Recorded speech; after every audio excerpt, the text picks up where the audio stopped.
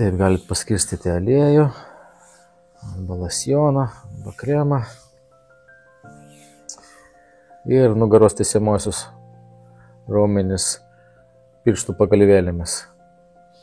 Tokiu ratu einat palei keterinės ataugos, biški keliais centimetrais į šoną nuo jų, kylat pagal ilgiausiai į nugaros raumenį ir vėl kažkur ties T1, vėl prie keterinių ataugų, leidžiate žemyn, leidžiate skylat į viršų, leidžiate skylat į viršų, tokį ratą darot. Šalia keterinių ataugų, porą centimetrų nuo jų į viršų, vėl prie jų, žemyn, į viršų, žemyn, į viršų.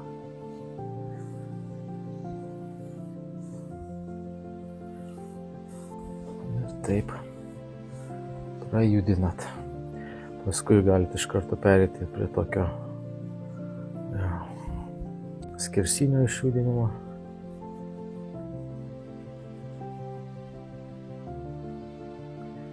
Jeigu jaučiat kažkur kiečiau yra toj vietoj, ilgiau pabūkit.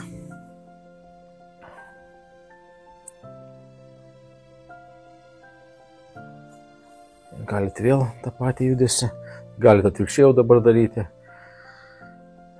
Porą centimetrų nuo keterinių ataugų kylat žemyn, tada prie keterinių ataugų kylat aukštyn.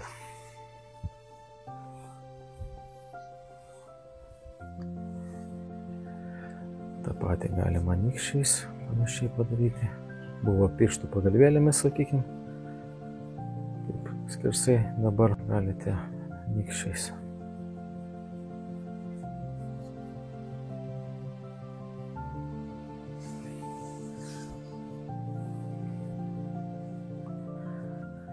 Vėl pirštų pagalvėlėmis.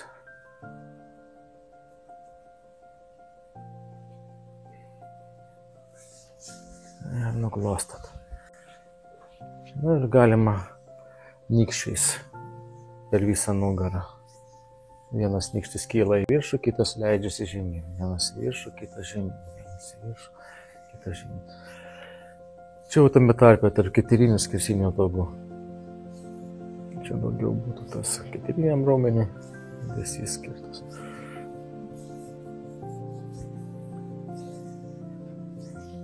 Dauginiai raumenys, irgi.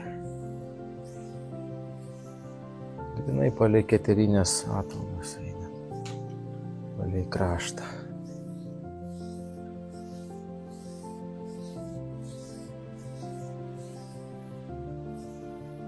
Va, kaip gražiai raudonuoja.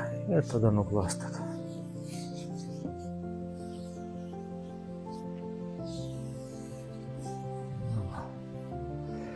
Tai va, tiek tokį judesį galite irgi dirbti į savo segmentinį.